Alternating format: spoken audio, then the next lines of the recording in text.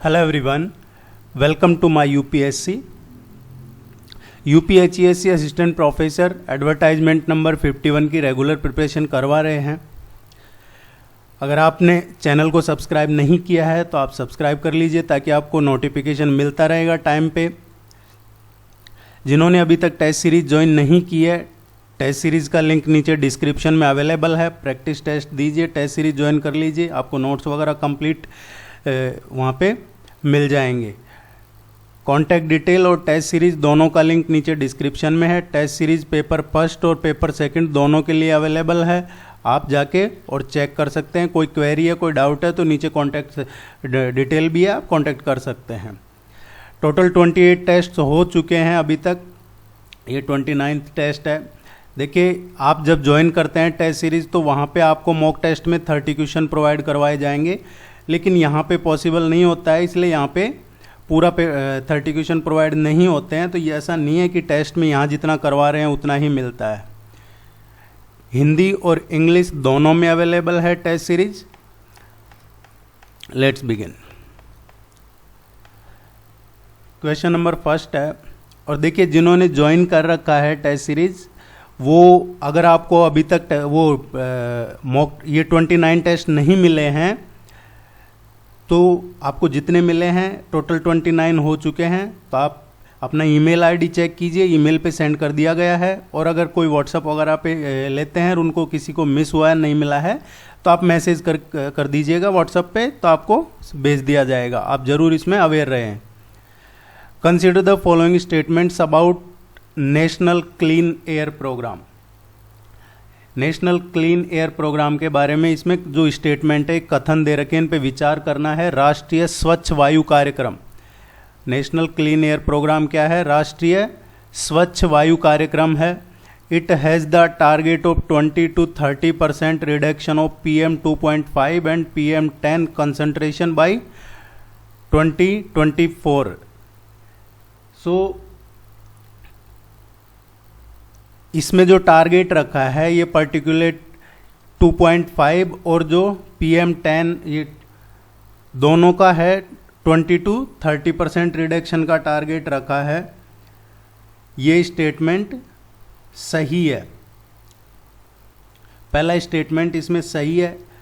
To achieve this target it takes 2015 as the base year for comparison of concentration. जो इनका है, इस लक्ष्य को प्राप्त करने के लिए जो एक कंसंट्रेशन है इनका, इसकी तुलना क्या होगी? इसका जो बेस ईयर है वो 2015 को बेस ईयर लिया जाएगा। ये 2024 तक इतना रिडक्शन होगा इनमें, और 2015 बेस ईयर लिया जाएगा। सो ये सही नहीं है, 2015 नहीं है। इसके जो कंसंट्रेशन है उसके लिए, जो टारगेट अचीव करने में इसकी कंसंट्रेशन का जो कंपैरिजन होगा, तुलना होगा, उसके लिए बेस ईयर 2017 को लिया गया है। ये इनकरेक्ट है। क्वेश्चन पूछ रहा है choose the incorrect statement. Question को अच्छे से पढ़ना है आपको, गलत कौन सा है ये चूज करना है। सेकंड ऑप्शन गलत है, बी इसका करेक्ट आंसर आएगा। आप PM 2.5 और PM 10 के बारे में ज़रूर पढ़िएगा, पहले के टेस्ट में करवा रखा है, इसलिए यहाँ डिटेल में नहीं बताया उनके बारे में।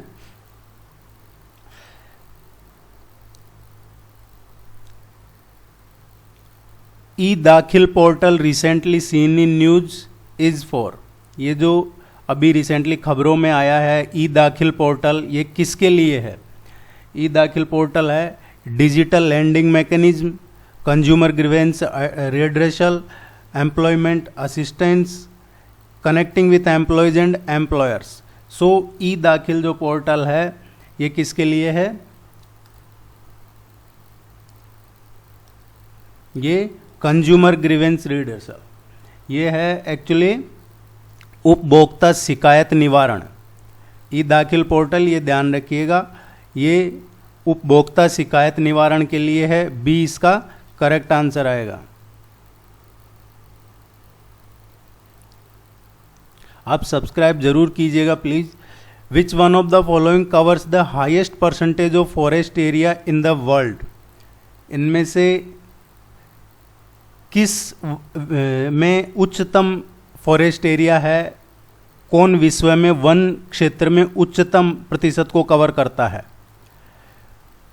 सो highest percentage of forest area world में है वो टेम्परेट कॉनिफेरस फॉरेस्ट है। टेम्परेट कॉनिफेरस फॉरेस्ट कौन से होते हैं? जो समशीतोष्ण शंकुधारी वन होते हैं, समशीतोष्ण शंकुधारी वन, इनका एरिया वर्ल्ड में सबसे ज़्यादा है।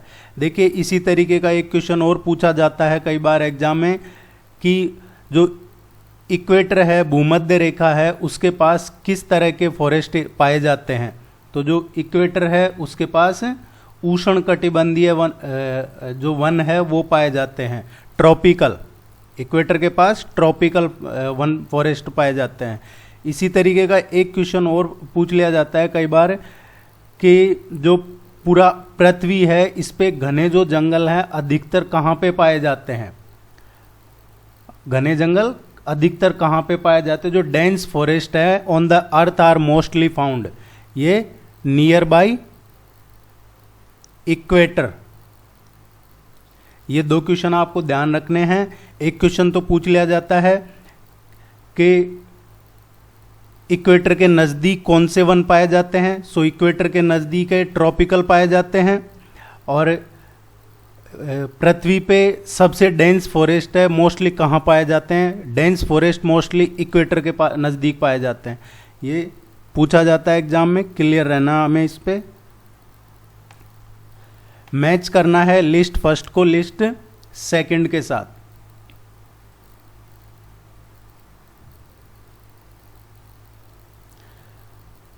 शेड्यूल दे रखा है इधर, और ये सब्जेक्ट मैटर, किस शेड्यूल में कौन सा सब्जेक्ट मैटर है। फोर्थ शेड्यूल में क्या है, कौन सा सब्जेक्ट मैटर है? फोर्थ शेड्यूल में है council of states. Fourth schedule में काउंसिल ऑफ स्टेट्स है। जो सिक्स्थ शेड्यूल है, सिक्स्थ शेड्यूल में है ट्राइबल एरियाज, जो जनजातीय क्षेत्र हैं वो सिक्स्थ शेड्यूल में है कॉन्स्टिट्यूशन में। एट्थ जो शेड्यूल है, एट्थ शेड्यूल में दे रखा है लैंग्वेज। नाइन्थ जो शेड्यूल है, नाइन्थ शेड्यूल में है ये लैंड रिफॉर्म्स। सो इसका करेक्ट आंसर क्या आएगा? 3, 4, 2, 1। देखिए ये ऐसे क्वेश्चन पूछे जाते हैं आपके, तो इनको आप जरूर याद कीजिएगा, ये मिस नहीं होने चाहिए।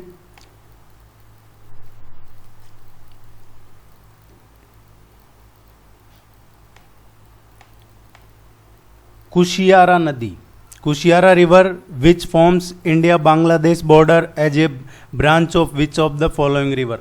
कुशियारा नदी जो भारत बांग्लादेश के बीच में सीमा बनाती है, ये किस नदी की एक ब्रांच है, शाखा के रूप में है। सो कुशियारा रिवर, ये क्वेश्चन ट्रेंड में क्यों है? क्योंकि अभी रिसेंटली है जो भारत और बांग्लादेश ने कुशियारा जो रिवर है इसमें जो वाटर डिस्ट्रीब्यूशन है इसके एग्रीमेंट पे साइन किए हैं, और ये क्वेश्चन पूछा जा सकता है आपके एग्जाम में। कुशियारा रिवर है ये बांग्लादेश और भारत में कहाँ पे? आसाम, आसाम में ये रिवर है। जब बराक सुना होगा आपने, बराक नदी, उसकी एक ब्रांच है ये कुशियारा रिवर, बराक रिवर की ही ब्रांच है।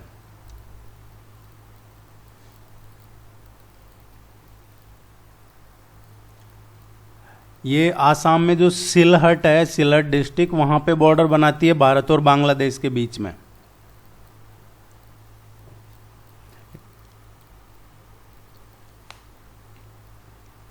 What was the purpose of Butler committee 1927? Butler समिति 1927 का उद्देश्य क्या था? बटलर, देखिए एक तो ये जो बटलर कमेटी है दो हैं, 1927 की और एक 1974 की, दो बटलर कमेटी है, इन पे कंफ्यूज नहीं होना है। ये जो बटलर कमेटी है 1927 की, ये ब्रिटिश राज में जो इंडियन प्रोविंस थे उनके और जो ब्रिटिश राज ताज था, क्राउन, इनके बीच में रिलेशन इंप्रूव करने के लिए, इनके बीच संबंधों में सुधार के लिए 1927 में ये बटलर कमेटी बनाई थी। और ये बटलर इसका नाम इसलिए क्योंकि सर हरकोर्ट बटलर ये इसके अध्यक्ष थे, बटलर कमेटी के अध्यक्ष थे हरकोर्ट बटलर। इसमें टोटल है जो 3 मेंबर थे। एक और जो 1974 में बटलर कमेटी थी, इसने अपनी रिपोर्ट 1975 में सबमिट की थी और इसमें किससे रिलेटेड थी ये थी जो कानून या फिर जो मनोरोग वगैरह हैं उनसे रिलेटेड थी बटलर कमेटी। तो दोनों में आपको कंफ्यूज नहीं होना है। जो psychiatric law and reforms related to जो साइकेट्रिक वगैरह है उससे रिलेटेड थी ये बटलर कमेटी 1975 की, और 27 की प्रोविंस और ब्रिटिश क्राउन के बीच में रिलेशन इंप्रूव करने के लिए।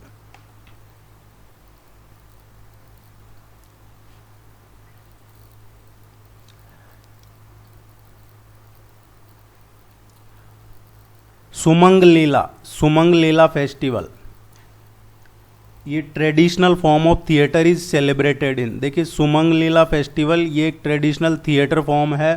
ये कहाँ पे सेलिब्रेट किया जाता है? ये मणिपुर में सेलिब्रेट किया जाता है। सुमंग लीला मणिपुर में रंगमंच का एक एक्चुअली पारंपरिक रूप है जिसमें जो विमेन आर्टिस्ट हैं उनकी भूमिका जो होती है सभी जो मेल आर्टिस्ट है वो निभाते हैं।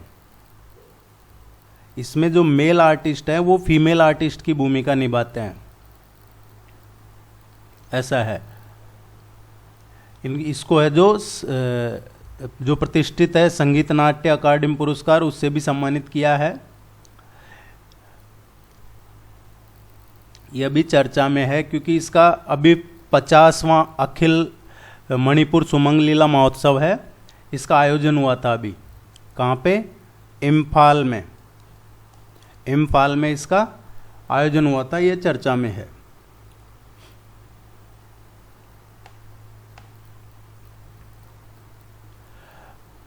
The long-term solution of soil salinity and alkalinity is use of salinity, alkalinity इसका है लॉन्ग टर्म सॉल्यूशन।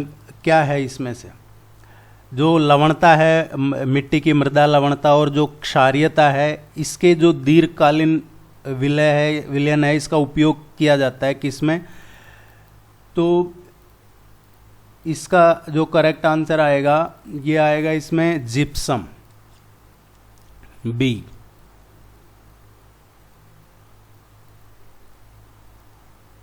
ज्यादातर जो दुनिया में क्षारीय मिट्टी है ये रेगिस्तानी वातावरण में ही पाई जाती है। SPARK programme recently seen in news is related to. SPARK programme ये किससे रिलेटेड है?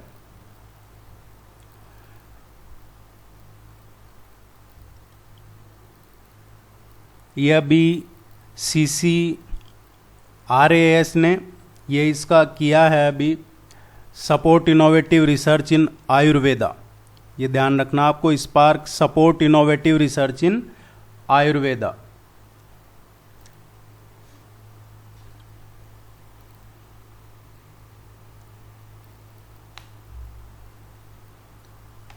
Name the place in India where Bay of Bengal, Arabian Sea and Indian Ocean meet. किस जगह पे ये तीनों मिलते हैं भारत में? उस जगह का, उस स्थान का नाम बताइए जहां बंगाल की खाड़ी, अरब सागर और हिंद महासागर ये तीनों मिलते हैं। वो है कन्याकुमारी। देखिए ज्योग्राफी कंप्लीट नहीं हुई है, अभी चल रहे हैं।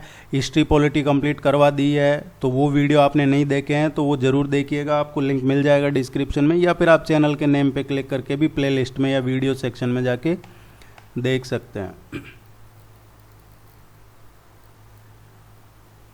Arrange the following Pacific Ocean islands from south to north. देखिए कई बार क्या होता है, बहुत सारे अब इसमें क्या है वो अपना दिमाग लगा कर उसको यूज़ करते हैं, अच्छी बात है। उनको ऐसा लगेगा कि ये वर्ल्ड ज्योग्राफी का क्वेश्चन है, सही भी है, वर्ल्ड ज्योग्राफी से रिलेटेड है, लेकिन करंट अफेयर भी तो आपके सिलेबस में है। तो ये ऐसे क्वेश्चन आए हुए हैं एग्जाम में पहले और आगे भी देखने को मिल सकते हैं। इसलिए अगर आप ये सोचे कि नहीं मुझे तो कोई ओशियन पढ़ना ही नहीं है, पैसिफिक कोई सा भी, तो वो आपकी मर्जी है, अदरवाइज क्वेश्चन पहले भी पूछे गए हैं और आगे भी पूछे जाएंगे। जो चर्चा में रहती है चीज़ें उससे रिलेटेड पूछा जाता है, चाहे वो हिस्ट्री हो, पॉलिटी हो, ज्योग्राफी हो, कुछ भी हो। ये जो पैसिफिक ओशियन के आइलैंड्स हैं इनको अरेंज करना है फ्रॉम साउथ टू नॉर्थ।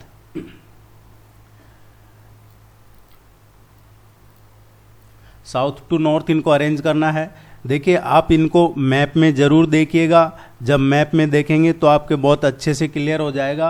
अब पहले तो मैं आपको ये बता दूं कि ये क्वेश्चन चर्चा में क्यों है। अभी रिसेंटली सोलोमन जो आइलैंड है उसने अपना कुछ मैटर इंटरनल सिक्योरिटी वगैरह या इसका हवाला देते हुए या फिर अपनी जो उसकी प्रक्रियाएं है, प्रोसेस है, उसका रिव्यू करने का हवाला देते हुए जो जितनी भी फॉरेन कंट्रीज़ की नौसेना है उनको उनकी यात्राओं को निलंबन कर दिया है। कहाँ से? सोलोमन आइलैंड से। सोलोमन आइलैंड है ये, देखिए ये चाइना का फेवरेट है, चाइना सपोर्ट है ये। तो इसने क्या किया, अभी अमेरिका का जो जहाज़ था उसको ईंधन भरने से मना कर दिया और उसको वापस भेज दिया। अमेरिकन जो तटरक्षक जहाज है उसको सोलोमन आइलैंड ने ये अपने बंदरगाह पे ईंधन भरने से मना कर दिया और अमेरिका जानता है कि ये चाइना के सपोर्ट से हुआ है। तो ये काफ़ी चर्चा में है। ना सिर्फ अमेरिका, उसके बाद में कई और बड़े देशों के जहाज़ों को भी मना कर दिया और अब इसने पूरी दुनिया को मना कर दिया है कि किसी भी देश की नौसेना की यात्रा को यहाँ नहीं करने दिया जाएगा सोलोमन आइलैंड में। इसलिए ये क्वेश्चन पूछा जा सकता है एग्जाम में और आगे ये और भी चर्चा में रहेगा। तो पैसिफिक में है ये सारे। साउथ टू नॉर्थ इनका जो सीक्वेंस रहेगा वो रहेगा New Caledonia first, then Fiji, then Fiji के बाद में है Solomon Island and then Marshall islands.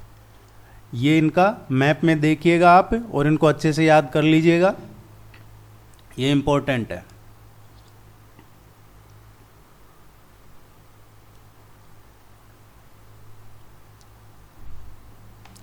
Eastern economic forum is an initiative of which of the following country. अभी रिसेंटली है, इसकी मीटिंग हुई है। ये जो ईस्टर्न इकोनॉमिक फोरम है इसकी स्थापना जो रशियन प्रेसिडेंट है व्लादिमीर पुतिन, रशिया राष्ट्रपति ने 2015 में इसकी स्थापना की थी।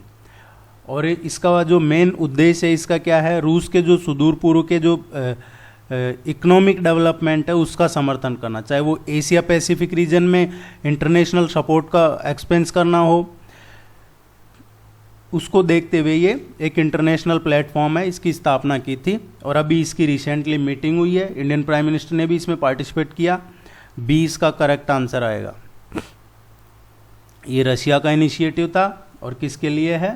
पूर्व आर्थिक मंच। ये एशिया प्रशांत क्षेत्र में अंतर्राष्ट्रीय सहयोग का विस्तार करना हो या रूस के जो सुदूर पूर्व के आर्थिक विकास है उसका समर्थन करना हो, उसके लिए है। इसमें जो रूस और जो एक्सपोर्ट इंपोर्ट निवेश है उसका एक तरीके से रिलेशन भी मजबूत करने के लिए है। ये इसको ध्यान में रखना है। विंझिज़म बंदरगाह परियोजना, Vizhinjam port project sometimes seen in the news is related to which of the following state. ये कौन से राज्य में है विंझिज़म बंदरगाह परियोजना जो अभी न्यूज में है? ये त्रिवेंद्रम में है, सी पोर्ट है और ये केरला में है।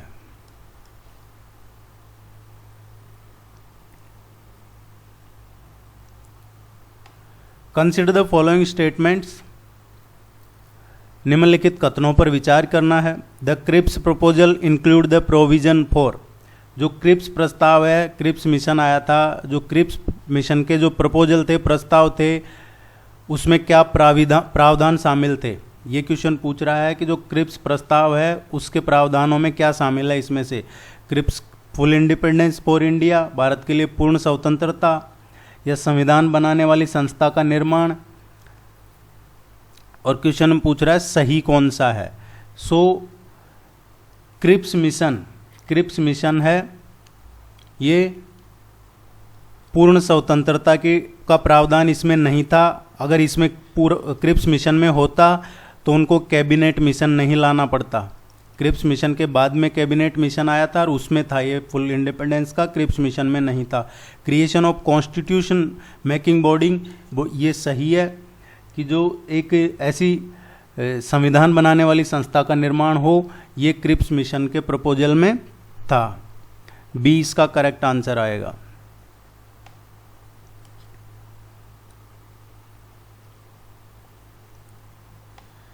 Consider the following statements. Assam shares border with Bhutan and Bangladesh. West Bengal shares border with Bhutan and Nepal. Mizoram shares border with Bangladesh and Myanmar. Assam की सीमा भूटान और बांग्लादेश से लगती है। पश्चिम बंगाल की सीमा भूटान और नेपाल से लगती है। मिजोरम की सीमा बांग्लादेश और म्यांमार से लगती है। मैप ज़रूर देखिएगा आप अच्छे से।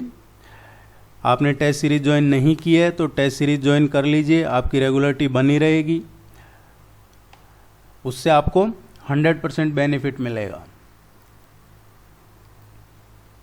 विच one of the following is the context in which the term qubit is mentioned.